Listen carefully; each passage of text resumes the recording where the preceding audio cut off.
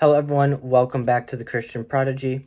Today we are going over Numbers 35 through 36, and that is the end of Numbers. So let's get right into it. Chapter 35, Towns for the Levites. On the plains of Moab by the Jordan across from Jericho, the Lord said to Moses, "Command the Israelites to give the Levites towns to live in from the inheritance the Israelites will possess, and give them pasture lands around the towns. Then they will have towns to live in and pasture lands for the cattle they own and all their other animals. The pasture lands around the towns that you give the Levites will extend 1,000 cubits from the town wall outside the town. Measure 2,000 cubits on the east side, 2,000 on the south side, and 2,000 on the west side, and 2,000 on the north side, with the town in the center. They will have this area as pasture land for the towns." Cities of refuge. 6 of the towns you give the Levites will be cities of refuge, to which a person who has killed someone may flee. In addition, give them 42 other towns. In all, you must give the Levites 48 towns, together with their pasture lands. The towns you give the Levites from the land the Israelites possess are to be given in proportion to the inheritance of each tribe. Take many towns from a tribe that has many, but few from one that has few. Then the Lord said to Moses, "Speak to the Israelites and say to them, when you cross the Jordan into Canaan, select some towns to be your cities of refuge, to which a person who has killed someone accidentally may flee. They will be places of refuge from the avenger, so that no one accused of murder may not die before they stand trial before the assembly. These 6 towns you give will be your cities of refuge. Give 3 on this side of the Jordan and 3 in Canaan as cities of refuge. These 6 towns will be a place of refuge for Israelites and for foreigners residing among them, so that anyone who has killed another accidentally can flee there. If anyone strikes someone a fatal blow with an iron object, that person is a murderer. The murderer is to be put to death. Or if anyone is holding a stone and strikes someone a fatal blow with it, that person is a murderer. The murderer is to be put to death. Or if anyone is holding a wooden object and strikes someone with a fatal blow with it, that person is a murderer. The murderer is to be put to death. The avenger of blood shall put the murderer to death. When the avenger comes upon the murderer, the avenger shall put the murderer to death. If anyone with malice aforethought shoves another or throws something at them intentionally, so that they die, or if out of enmity one person hits another with their fist, so that the other dies, that person is to be put to death. That person is a murderer. The avenger of blood shall put the murderer to death when they meet. But if without enmity someone suddenly pushes another or throws something at them unintentionally, or without seeing them, drops on them a stone heavy enough to kill them, and they die, then since that other person was not an enemy, and no harm was intended, the assembly must judge between the accursed and the avenger of blood according to these regulations. The assembly must protect the one accused of murder from the avenger of blood and send the accused back to the city of refuge to which they fled.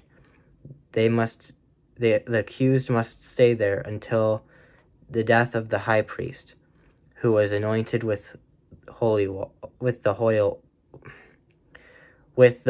oil. But if the accused ever goes outside the limits of the city, the refuge to which they fled,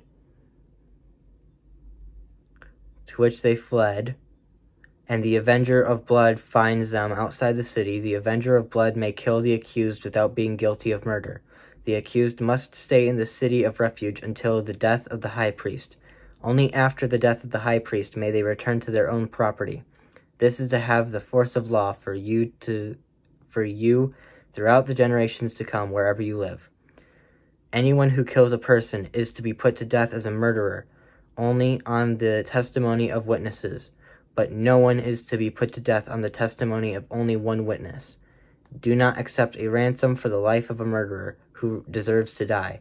They are to be put to death. Do not accept a ransom for anyone who has fled to a city of refuge, and so allowed them to go back and live on their own land before the death of the high priest. Do not pollute the land where you are. Bloodshed pollutes the land, and atonement cannot be made for the land on which the blood has been shed, except by the blood of the one who shed it.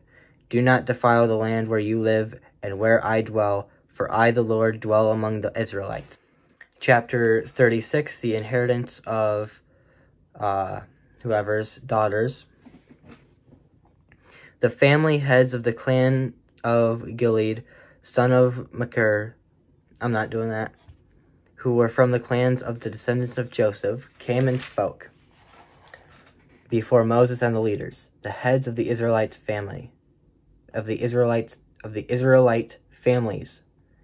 They said, "When the Lord commanded my Lord to give the land as an inheritance to the Israelites by lot, he ordered you to give the inheritance of our brother to his daughters. Now suppose they marry men from other Israelite tribes, then their inheritance will be taken from our ancestral inheritance and added to that of the tribe then they marry into. And so part of the inheritance allotted to us will be taken away. When the year of Jubilee for the Israelites come, their inheritance will be added to that of the tribe into which they marry, and their property will be taken from the tribal inheritance of our ancestors." Then at the Lord's command, Moses gave this order to the Israelites: "What the tribe of the descendants of Joseph is saying is right. This is what the Lord commands for his daughters, for so-and-so's daughters. They may marry anyone they please as long as they marry within their father's tribal clan.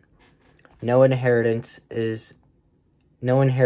Israel is to pass from one tribe to another, for every Israelite shall keep the tribal inheritance of their ancestors. Every daughter who inherits land in any Israelite tribe must marry someone in their father's and tribal clan, so that every Israelite will possess the inheritance of their ancestors. No inheritance may pass from one tribe to another, for each